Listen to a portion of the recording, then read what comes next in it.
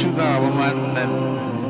റമദാനിൻ്റെ ഒരു പ്രത്യേകമാവുന്ന ഒരു മാസമായി കൊണ്ട് പരിഗണിക്കുകയും അതിലുള്ള ഇബാദത്തുകൾക്ക് അല്ലാഹു സുബ്ഹാനഹു വ തആല വലിയതായ സവാബുകളിൽ നിന്ന് പ്രഖ്യാപിക്കുകയും ആ മാസത്തിൽ പ്രത്യേകമാവുന്ന ഒരു ദിവസത്തിന് നിശ്ചയിച്ചു തരുകയും ആ ദിവസം ഇന്ന ദിവസം എന്നുള്ളത് അല്ലാഹുവിനും റസൂലുള്ളാഹിക്കും അറിയാത്തതുകൊണ്ടല്ല, പക്ഷെ അത് റമദാനിൻ്റെ അവസാനത്തെ പത്തിലുള്ള വറ്റിയായ രാത്രികളിൽ പ്രതീക്ഷയോടെ എന്ന് പറഞ്ഞു.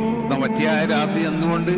വറ്റിയായ ഓരോ രാത്രിയെയും ഉപയോഗപ്പെടുത്തിക്കൊണ്ടിട്ട് അവൻ്റെ നന്മകളെ അവൻ്റെ തിന്മകളേക്കാൾ എന്താവണം മികച്ചത്.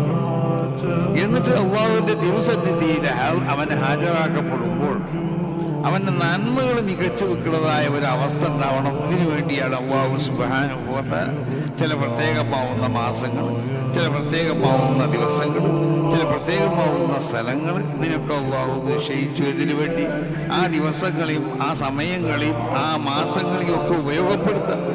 അങ്ങനെ ഉപയോഗപ്പെടുത്തിക്കൊണ്ടിട്ട് നിന്റെ നന്മകൾ എന്താവണം? നിന്റെ തിന്മകളേക്കാൾ മികച്ചു നിൽക്കണം.